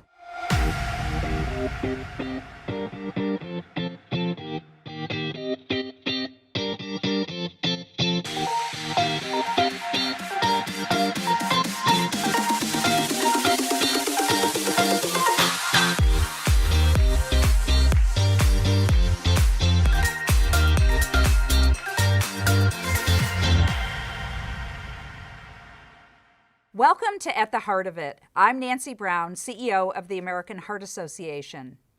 For men, the lifetime risk of getting breast cancer is about 1 in 833. My next guest has been breaking down barriers and breaking records his entire life. But there's one record that he never wanted to break, and that was being diagnosed with breast cancer, which he calls male chest cancer. Get ready for some wisdom on education, self-care, and taking care of business. He's a man of many talents. Meet Matthew Knowles. He's best known as the manager of Destiny's Child. But not only that, Matthew's a speaker, author, entrepreneur, and university lecturer. Matthew also manages the film and TV division within APX Capital Group, where he is gearing up for a film project highlighting how he helped his daughters, Beyonce and Solange Knowles, become global superstars. Beyond jumpstarting his daughters' entertainment careers, Matthew has worked with other big-name artists, including Shaka Khan, Earth, Wind and Fire, and the O'Jays. Passing the torch, Matthew also holds a professorship at the University of Houston, Prairie View A&M University, and the Art Institute. Now, hear how Matthew is taking control of his health and helping other men do the same. Matthew, welcome. Thank you, Nancy. It's good to see you again. It's been a while, but it's great always just to have a conversation with you. Always good to see you, my friend. Let's start with some fun questions to get us going this morning. I call these my signature 5.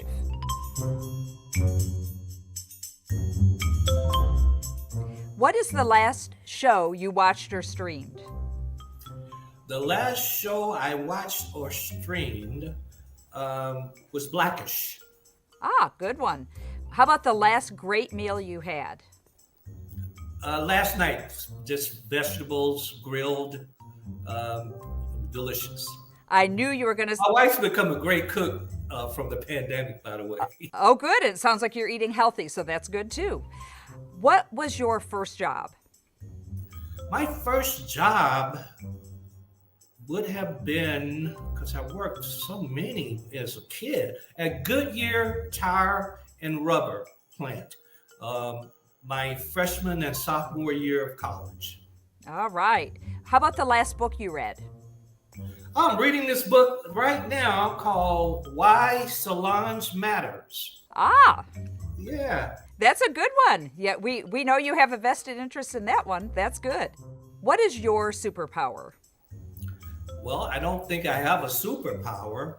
I do think that I've learned some amazing skills, Nancy, in life. I'm 70 years old now, so wisdom really has become my superpower. If there was one, it would be wisdom.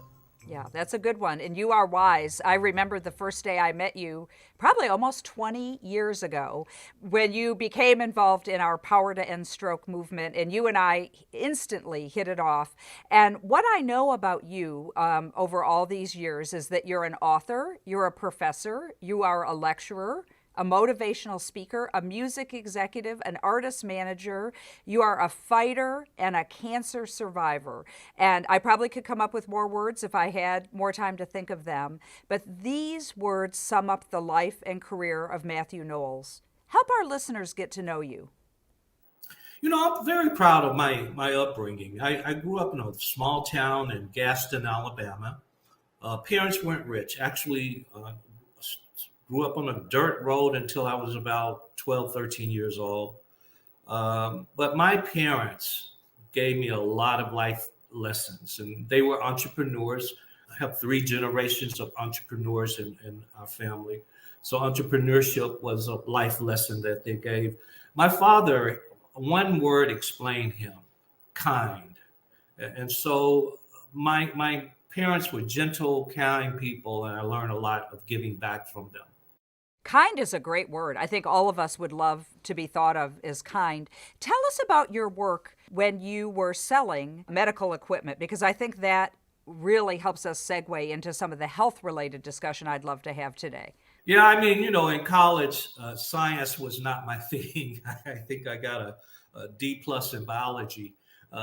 So who would have thought I ever would transition into the medical field? But for 20 years, 19 years, I sold diagnostic imaging equipment, starting out with Xerox, selling copiers for a year and did extremely well in that, and did a quantum leap promotion until to the Xerox medical systems.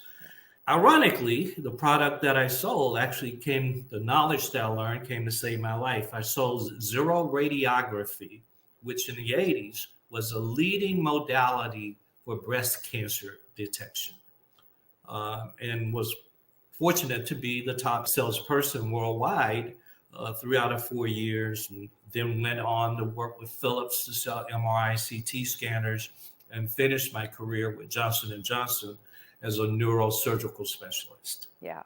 All of that is so impressive because so many people know you for your career as an leader of artists and a manager of singers and as a teacher and an author. But I love that part of the background about you because it really describes your deep knowledge about health and well-being. And when we first met at the Apollo Theater for a Power to End Stroke event, I remember it like it was yesterday, and it truly was at least 15 to 20 years ago.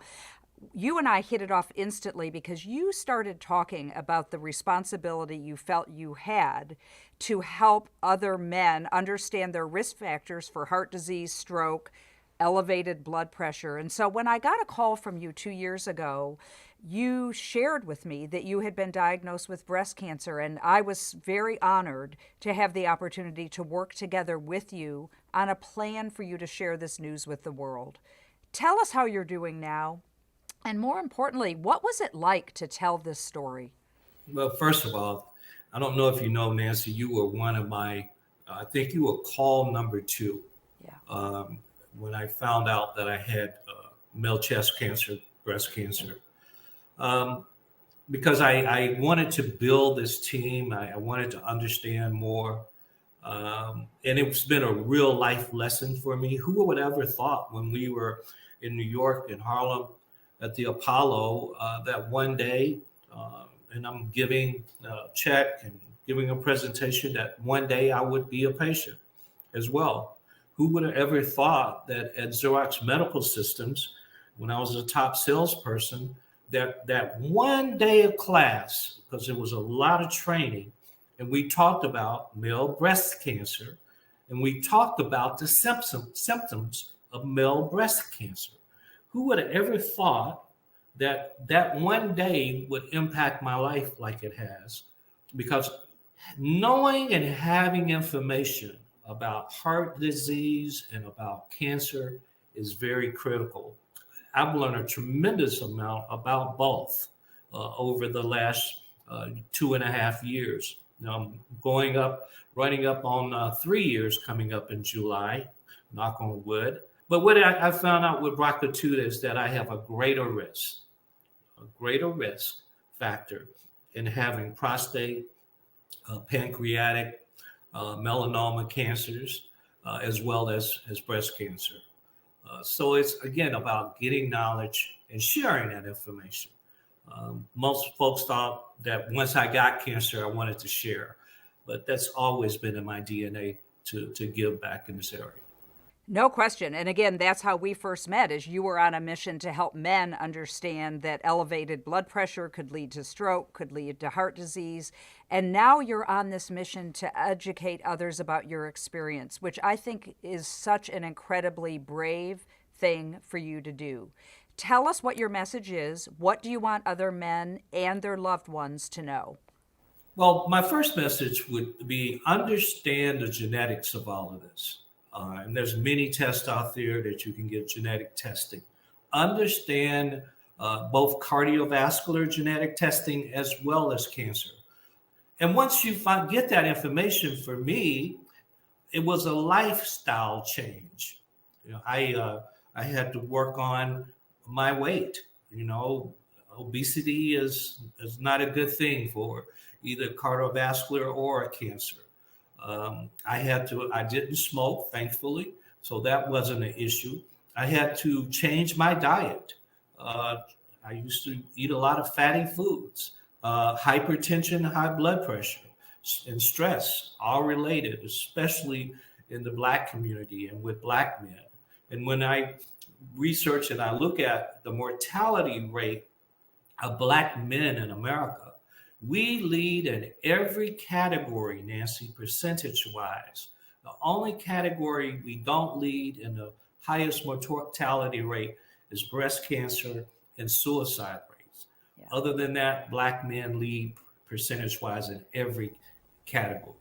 This is why your voice and your message have been so impactful, and you have truly touched so many lives.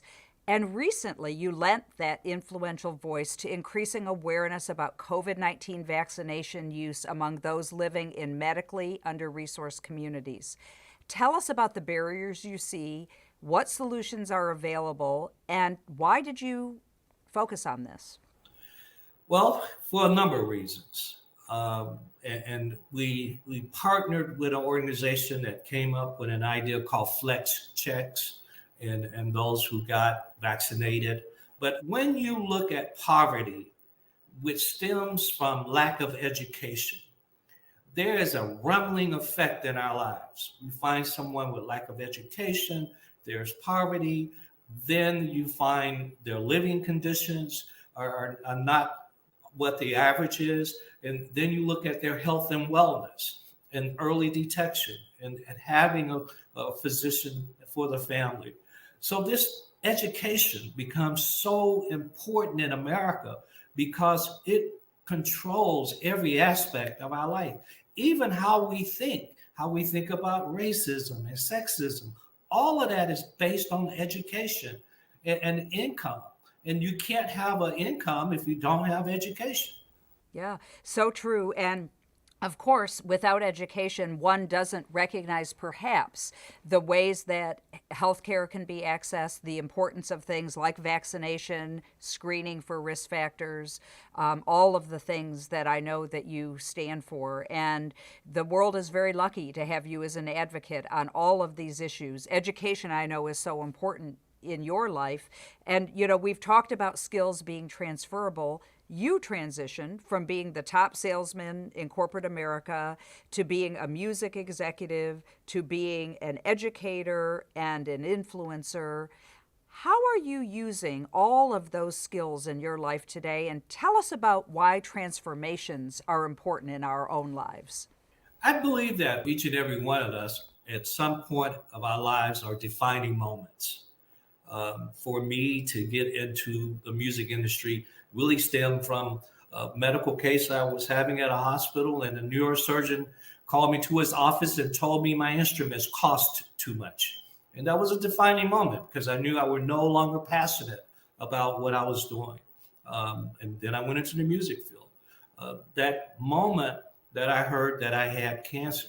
And once I heard the word, you know, Mr. Knowles, you have cancer, I immediately went, it's a moment that you're quiet, that you're still.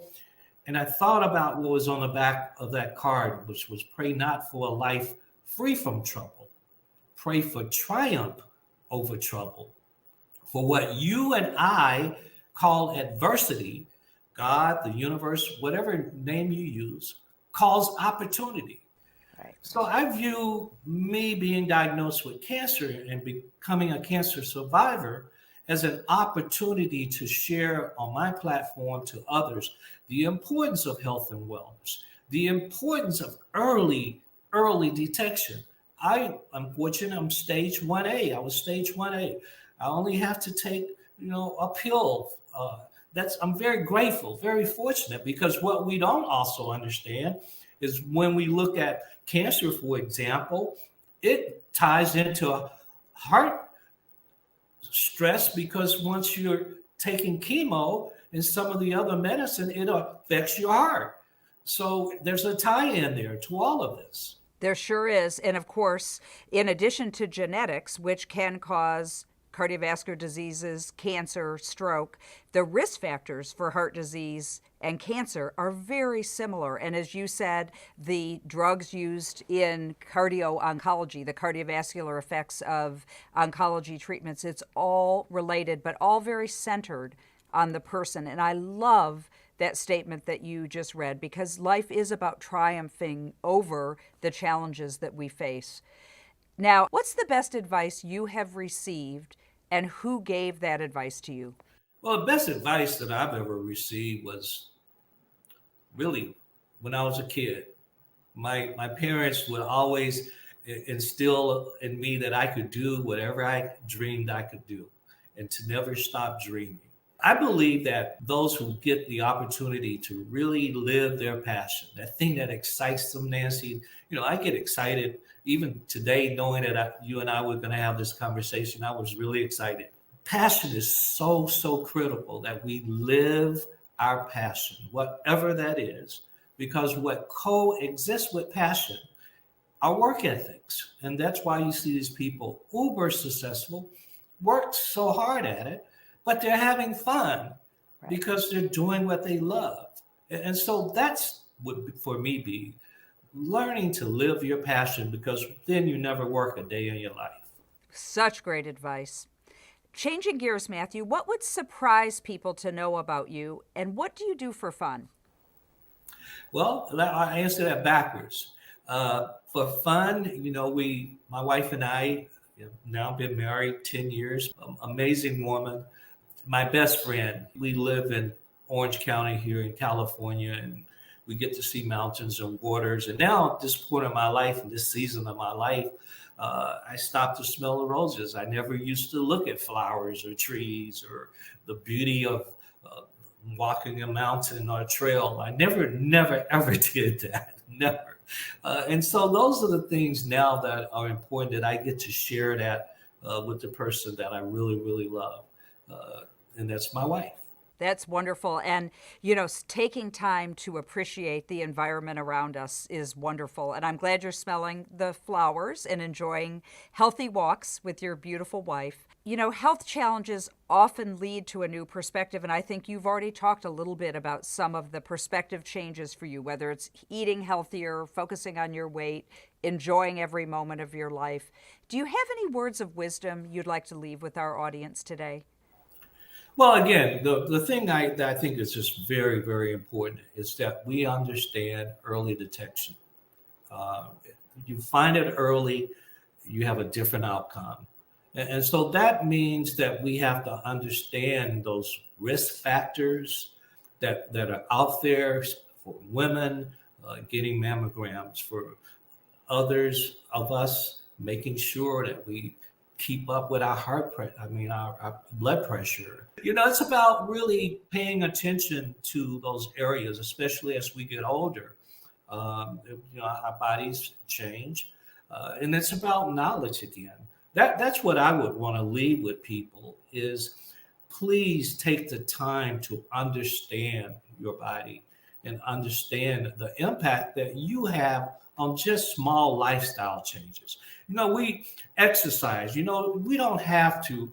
2.5 years ago, I started out after my cancer surgery, and I was jogging, and then I found I don't really need to do that. I can jog for like 15, 20 minutes.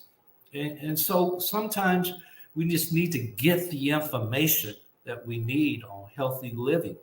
That's what's important. And it's out there. You can do this thing called Professor Google and find all the information out. I love it. From one professor to another, right, Matthew? Thank you so much, Matthew, for being my guest today. I am always inspired by you, and I'm always so grateful to you because you think about the importance of using your platform to help every other person in this country and around the world. We are incredibly grateful to have you as a friend and a supporter of the American Heart Association. And for me personally, I consider you among my closest friends. Thank you, Matthew Knowles. Thank you for being brave and sharing your story. And thank you for joining us on At the Heart of It. Thank you so much, Nancy. And I just want to tell you in closing, I'll never forget when I needed you, you were there for me. Thank you. Thank you, my friend.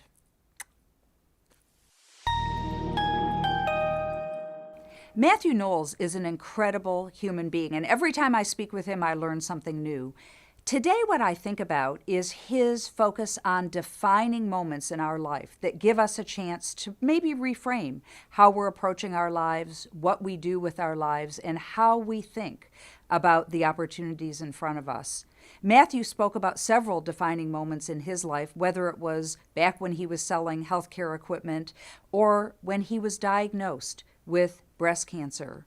The defining moment of taking control of our lives, being focused on our health and our well-being. These are things that Matthew thought about before as a Power to End Stroke ambassador for the American Heart Association, but I appreciate and admire how brave he has been in talking about what could be considered a sensitive subject, all to benefit other people.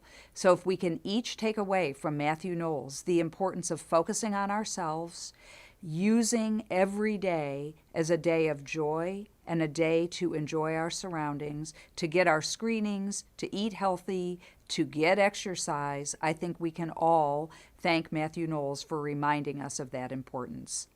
I'd love to know what you have taken away from our conversation today. Please subscribe, comment, and share. I'm Nancy Brown. Thank you for joining us. On the next At the Heart of It, finding balance in our lives no matter the circumstances. You have to come in ready to prove your worth and while you're there, and then be true to yourself.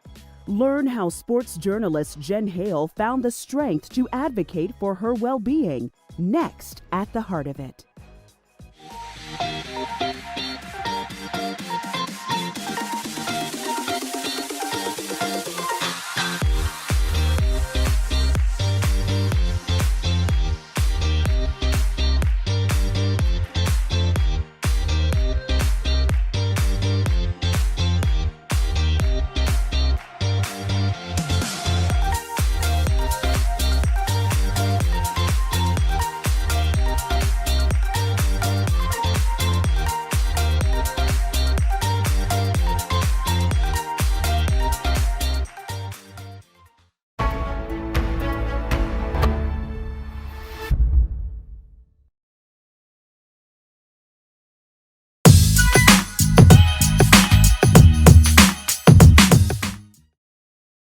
Welcome, Beauty Superstars Talk, your backstage pass to experts in beauty. My name is Mickey Wright, and each and every week I have the privilege to interview Black beauty bosses who are doing amazing things in the beauty industry. We give voice to their stories and celebrate their excellence while they drop nuggets to help all of us become better beauty pros and better entrepreneurs. More than a podcast, this is a movement to encourage Black excellence, entrepreneurship, to preserve our history, and to bring healing to the beauty industry.